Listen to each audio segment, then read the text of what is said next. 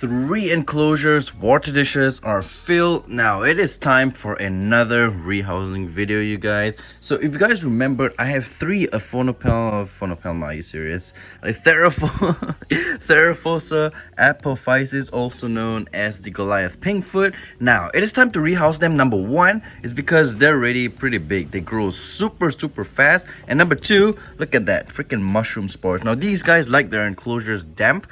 And this enclosure, I actually even have like a drainage layer. You see the stones down there? Yeah, but still, mushroom spores decide to grow.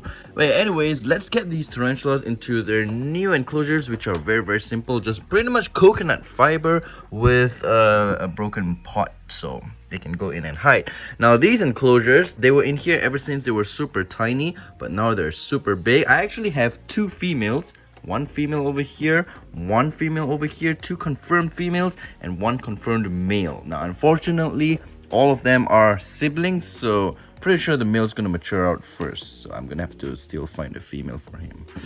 Unfortunate, but yeah. Anyways, let's get them rehoused into their new temporary enclosures. Yes, it's just temporary because yeah, it's very simple, and eventually I will do a custom enclosure for them. Probably not gonna be in these ones because these are super small. Now these guys, well, not super small, but 1 foot by 1 foot by 1 foot, just normal for normal tarantulas, normal size, which get about 5-6 inches. Now these guys, they get about 13 inches, so I'm gonna have to do 3, well, maybe 2 custom enclosures because I only have like 2 females, 2 custom big enclosures for them, and that'll be in the future. But as for now, they'll do fine in here for a couple more molts until they're like, I mean, they can even stay here until they're like 6 inches, but then again, they're like 4 or 5 inches now. Yeah, look at that. So also for these enclosures, since it is a bigger one, they get a bigger and deeper water dish, which is perfect because I always see they always like empty out their bottle caps, which yeah, that sucks. And also, if you guys remember, I actually put these cork bark in for a height, but they seem to just topple it, so a cave would be perfect. So now let's get them into the enclosure. Now these guys are pretty, how should I say, very aggressive. Yes, I'm not gonna say defensive because they're not defensive. They're very food driven. Yeah, that's the correct word. Food driven. Okay, so now I'm gonna have to get a cup too. Like, I think this would be perfect. Yeah, this would be perfect. I can't do the R sound, but okay, let's see how this goes. All right, this one is the, oh my god, this one is the female. You know, how am I even gonna, like, look at how big she is. These, oh, kicking hairs. Now you don't want to get Goliath hairs on you because they are not itchy anymore. They have come to a point that they are painful. So look at her, like, seriously, look at her eyes. These guys are pretty wicked, but at the same time, their hairs, okay, I'll put it like this so I can slowly brush her in. Go on, girl, get in there, you're gonna get a brand new fresh enclosure with fresh substrate that does not have mushroom spores. Okay, this is the female. Man, look at how big she is. Yo, okay, please get out. It is now time for you to get out. Man, she's huge, absolutely massive, I tell you. Can I have my container back? Yes, thank you. Look at her. Look at the size in this new enclosure. That is insane. Now I actually have, like, I don't even know which, yeah, I think this lid is for this container. Yep, I think yes. Okay, now let's move on to the second female, which should be in here. I actually saw these mushroom spores 2 days ago and I was like, oh man, rehousing time. Man, the females are freaking huge, man, and the male's also quite big, but he's more, I would say, more slender. The females' abdomens are like super plump. Yeah, the females, both female enclosures have those mushroom spores, but the male doesn't. So yeah, I don't know why, I don't know how. Oh man, already kicking hairs, these guys. Okay, look at all the hairs coming out. Chill the freak out, girl.